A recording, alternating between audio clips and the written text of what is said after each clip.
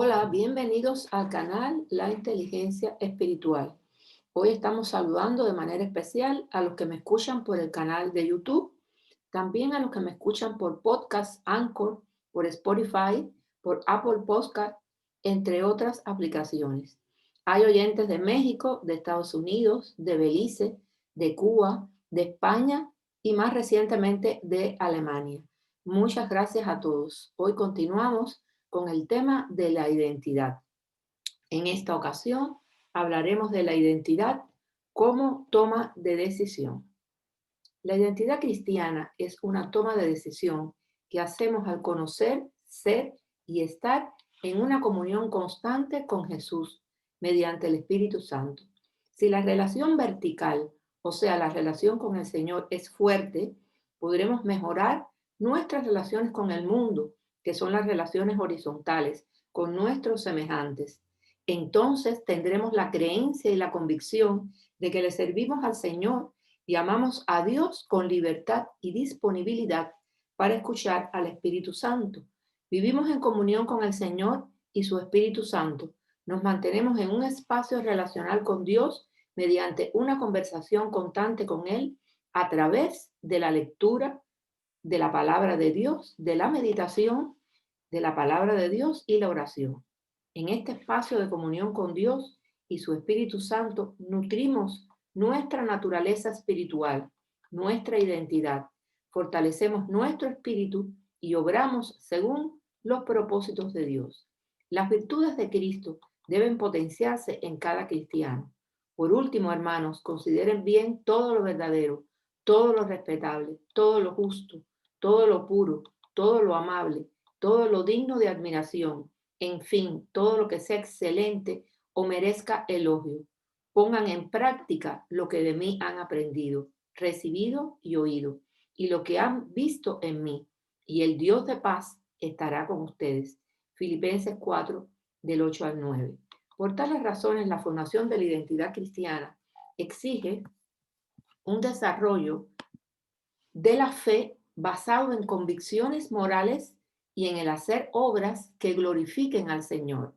Debemos aclarar que somos justificados por gracia, no por obras, pero una vez que ya tenemos un desarrollo de la fe que nos va definiendo, que nos va perfilando nuestra identidad cristiana, las obras son la evidencia del desarrollo de la identidad. Es la medida de nuestra fe, la expresión del nivel de fe en que nos movemos, del fruto del Espíritu en nuestra vida, tal como dice Gálatas 5:22. Para nosotros los cristianos, la Biblia es fuente de revelación, la base de nuestra fe y además un fundamento imprescindible de la moral. En la Biblia encontramos normas e indicaciones para obrar de manera recta y tener una vida plena en el amor de Cristo. La educación moral es una misión importante de la Iglesia.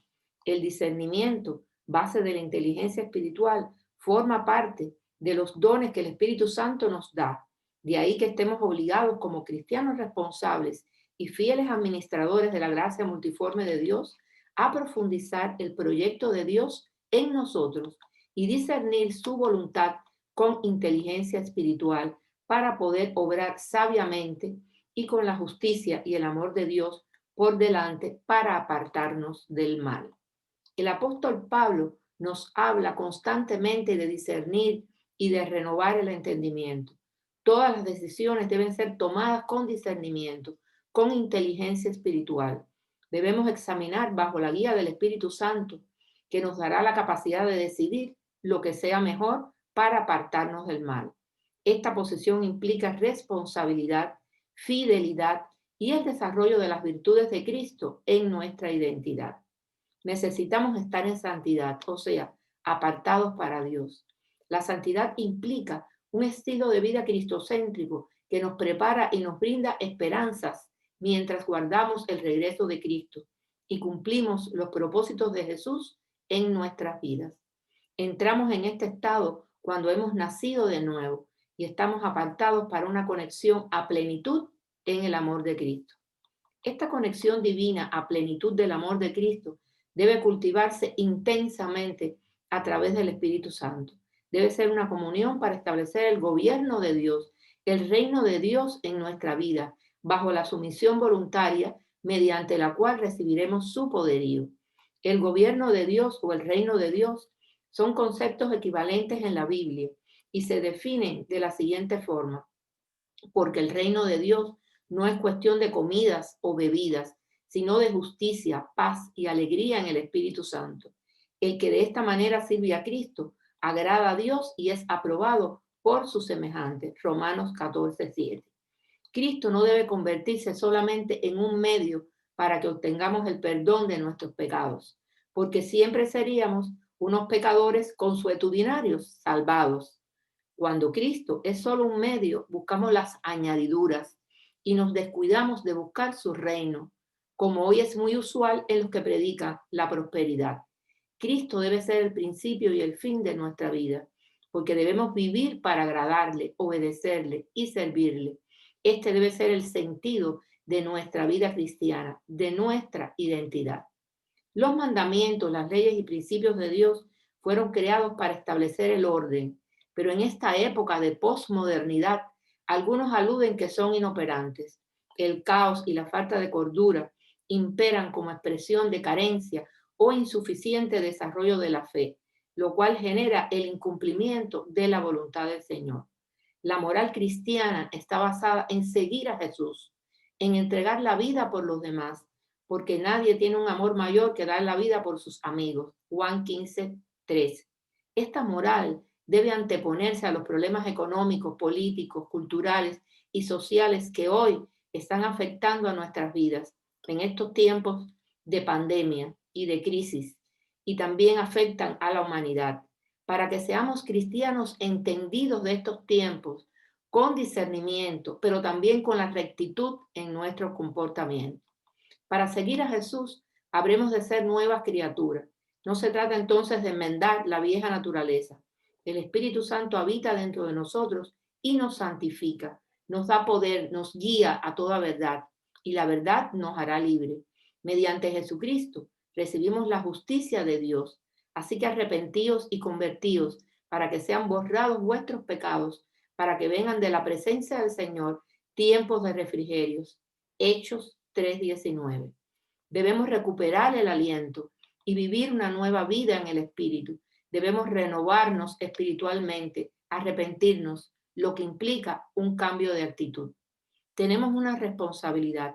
Toda persona perteneciente al linaje escogido de Dios debe poseer las características de su progenitor, ser a imagen y semejanza de nuestro Creador e ir incorporando, por tanto, las virtudes de Cristo en nuestra identidad, no por presión externa o miedo, no, sino porque vivimos el gozo de ser expresión de un Cristo resucitado en la tierra.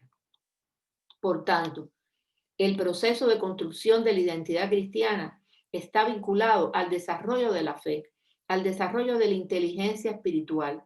La inteligencia de lo alto está estrechamente ligada a la concepción de la moralidad desde una cosmovisión espiritual, a las normas, principios y leyes morales que en el Nuevo Testamento se fundamentan en el hecho de que el amor es el cumplimiento de la ley. Romanos 13, del 8 al 10. Y es un indicador que establece la diferencia entre el bien y el mal. Debemos concebir un modelo moral, un legislador moral, y ese modelo es Jesucristo como imagen de Dios.